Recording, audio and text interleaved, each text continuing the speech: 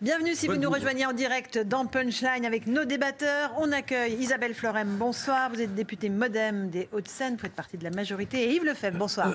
Secrétaire général unité SGP Police FO. On va parler avec vous justement du mécontentement des policiers. Ils manifestaient ce matin non loin du Conseil économique et social où Édouard Philippe s'exprimait. Pas devant, puisque vous en avez été empêché.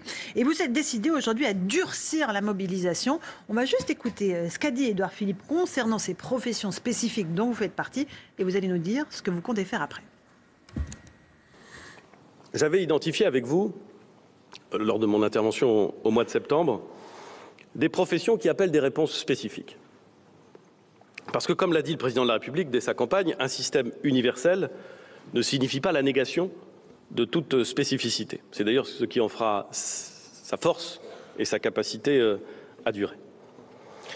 Je veux d'abord confirmer à nos forces de sécurité intérieure que ceux qui sont exposés à des fonctions dangereuses dans le cadre de missions régaliennes, les pompiers, les policiers, les gendarmes, les gardiens de prison, les militaires bien entendu, conserveront le bénéfice de dérogation d'âge. Par ailleurs, les gains représentés par les bonifications de durée qui existent dans ces régimes seront préservés dans le futur système universel, ce qui permettra de maintenir des niveaux de retraite comparables aux pensions actuelles.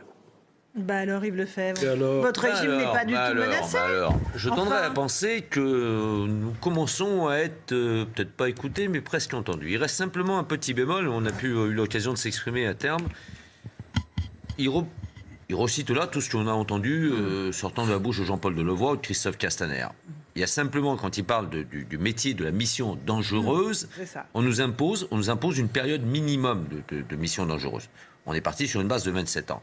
Ça commence à bouger. La preuve en est, le temps de venir à CNews, on a reçu un SMS du conseiller police de Christophe Castaner qui se propose de nous recevoir demain après-midi avec Jean-Paul Delevoye, Laurent Nunez, Christophe Castaner, Jean-Paul Delevoye et un conseiller spécial, pour le moment on n'a pas l'identité, du Premier ministre. Parce que vous trouvez que 27 ans, c'est trop ? Nous, on considère que tout policier est exposé à un moment donné. Qu'il soit dans un bureau ou sur le terrain. Tout à fait. On veut simplement que soit appliqué la même chose que ce qui est prévu à être appliqué aux gendarmes. Si vous voulez, on parle de régime dérogatoire en régime universel ou de dérogation. Mais nous, on propose simplement de mettre en place, au sein même de ce régime universel, un autre régime universel des forces de sécurité. Et on s'aligne sur les gendarmes qui, eux, ne sont pas impactés sur l'aspect missionnel. Tous les gendarmes seront concernés comme étant potentiellement affectés à des missions dangereuses. Mais Yves, ça veut dire que le personnel administratif, pour vous, doit être traité de la même manière qu'un policier opérationnel sur le terrain en tenue ? Non. C'est quoi que dans l'absolu premier temps. On va prendre un gardien de la paix. On va prendre le cas de nos collègues CRS de la semaine dernière qui ont reçu les fameux courriers, tristement courriers signés à CAB à leur domicile, les menaces de mort pour eux-mêmes et leur famille. Voilà. Ces collègues-là sont employés sur des missions dites de soutien. Ils sont régisseurs dans des compagnies républicaines de sécurité, qui font un emploi administratif. Pour autant, ils sont menacés de mort parce qu'ils sont identifiés en tant que flics. Et on ne parle pas du meurtre à la PP, les 4... Et bien sûr, on ne parle pas. Aujourd'hui, on parle des policiers actifs. Il y a deux régimes. Le policier, les personnels administratifs, techniques et scientifiques sont, pour la plupart d'entre eux, soumis aux règles générales, départ à la retraite à 62 ans. N'ont pas la bonification du 1/5 à concurrence une année tous les 5 ans, une concurrence de 5 ans. Qui d'ailleurs, ces annuités sont dans un format différent. Si on va sur un régime de retraite à points, sont prévus à être maintenus, confirmés par Édouard Philippe ce matin.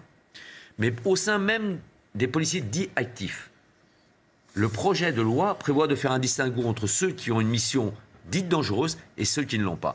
Et Karim, vous savez comme moi, pour avoir été dans la même maison que la mienne, et pendant un certain temps, on ne peut pas faire le distinguo. C'est pour ça que ce qui a provoqué cette colère aussi sont les propos particulièrement maladroits de Christophe Castaner sur une antenne radio, il y a quelques jours de ça, quand il parle des fonctionnaires affectés à Beauvau qui ne sont pas soumis à quelconque danger. Ne perdons pas de vue que notre régime particulier de 48 nous accorde des droits, celui d'avoir une ouverture de droit à 52 ans et un âge légal de départ à la retraite à 57, mais il nous impose aussi des contraintes, celle d'intervenir en dehors de nos heures de service, et nous impose aussi une surcotisation.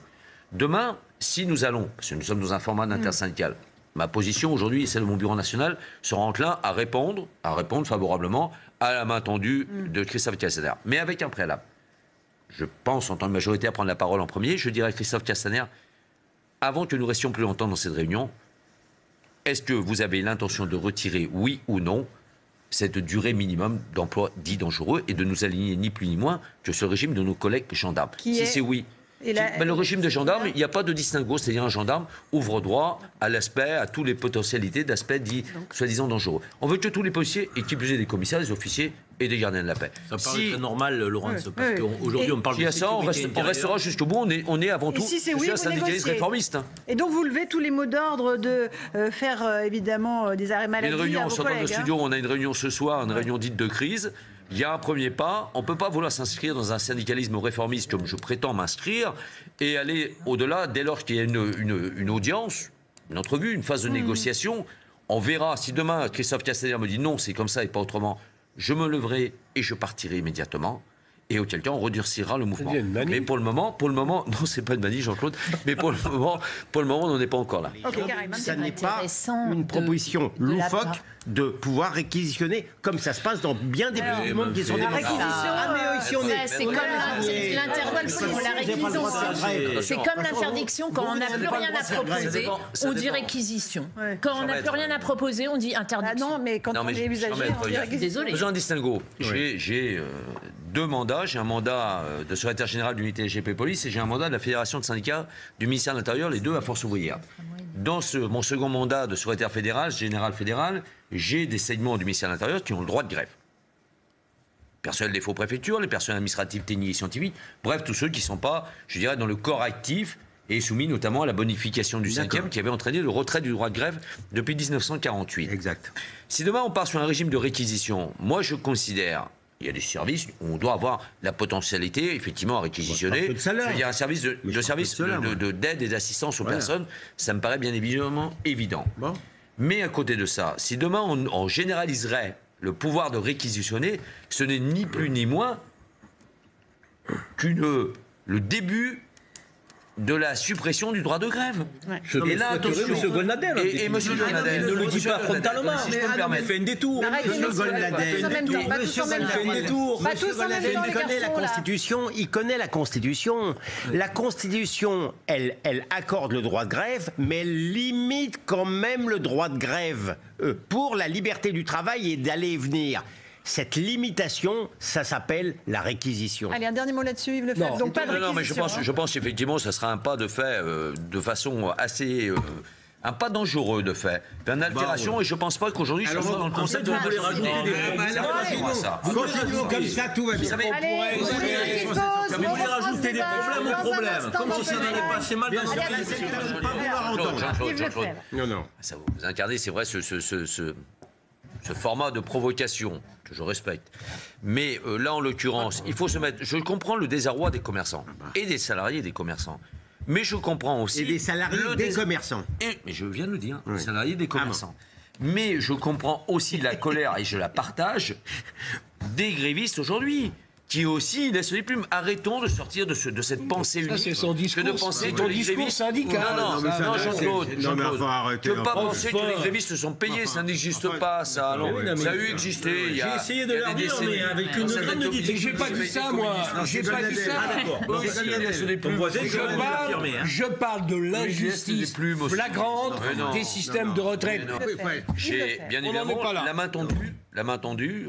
Je ne l'ai pas entendu, je crois que c'est cet après-midi qu'il a cité le Premier ministre. Au Sénat. C'est un constat, effectivement, que j'apprécie. Je le dis très clairement. Parce que jusqu'à présent, je n'ai pas eu le sentiment qu'il y ait la main tendue. Quand vous rentrez dans des discussions, dans des réunions de soi-disant de négociation, et quand vous dites ça sera comme ça et pas autrement, circuler, il n'y a rien à voir. C'est ce que j'ai dit, je crois l'avoir dit hier au soir, c'est ce que j'assimile à de la provocation. Et ça, c'est pas bon. Si aujourd'hui... Et la preuve semblerait vouloir en être faite à Beauvau avec Jean-Paul Delevoye et un des conseillers spéciaux du Premier ministre demain après-midi. Quand ils disent voilà, on discute, effectivement, qu'est-ce que vous avez? Je le dis, nous c'est ça, c'est non négociable, c'est ça. Et après on discute du reste. Mais il y a au moins ce point-là, en étant, je crois qu'on est tous d'accord ici, tous les policiers doivent être traités comme tous les gendarmes, de la même façon. Et là, on peut discuter. Mais jusqu'à présent, malheureusement, on en a débattu avant d'entrer sur le plateau, c'est qu'on a eu l'impression, franchement, que on était dans une parodie de négociation dans certains segments du gouvernement. Et ça a été profondément dommageable, ce qui a provoqué d'ailleurs notre rassemblement, parce que malheureusement, cher maître et cher Jean-Claude, il faut arriver à la confrontation pour pouvoir être commencer à être entendus. Si nous n'avions pas bloqué... Vous m'empêchez pas d'aller et venir, ça ne me dérange pas. Laissez-moi finir. Mais non, enfin... Si nous n'avions pas bloqué, les commissariats, si ce matin nous n'avions pas eu 60% des effectifs CRS indisponibles, si nous n'avions pas manifesté... Indisponibles car en arrêt maladie. Hein. Car consultants. Ils étaient fatigués ce matin. Voilà. Et j'espère qu'on ne sera pas contraint de l'étendre à toute la police nationale. Mais à chaque jour, ça peine. Demain, rendez-vous. On verra s'il en ressort derrière. Aujourd'hui, Yves Lefebvre, vous êtes le secrétaire général du syndicat SGP Police et Faux. Il y avait combien de CRS qui étaient dans ce que vous appelez consultants, c'est-à-dire qu'ils étaient en arrêt maladie, en gros pour montrer leur colère. Il y avait combien de personnes? Ils étaient très fatigués. Ils avaient un besoin impérieux de voir un médecin. Il y avait un peu moins de 1200 CRS. Et ça risque de s'étendre jusqu'à ce soir. Parce que pour nous, la prise de service, c'était de 0 heure jusqu'à 24 heures. Donc un format de 1200.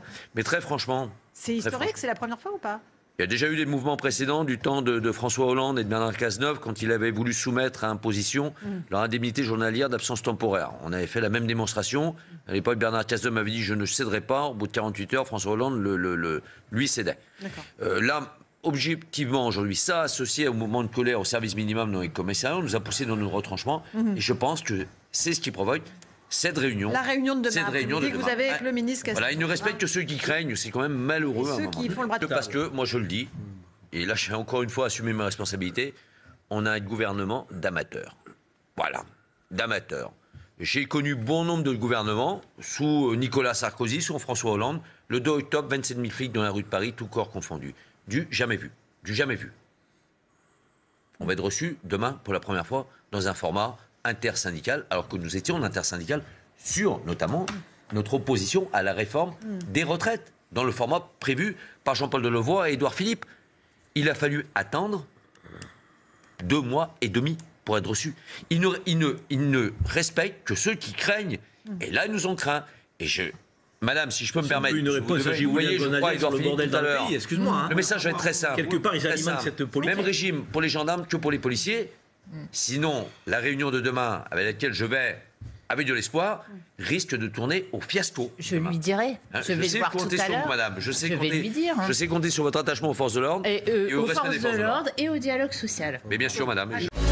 Retrouvez toute notre actualité sur videopolice.com, la chaîne YouTube d'Unité SGP Police.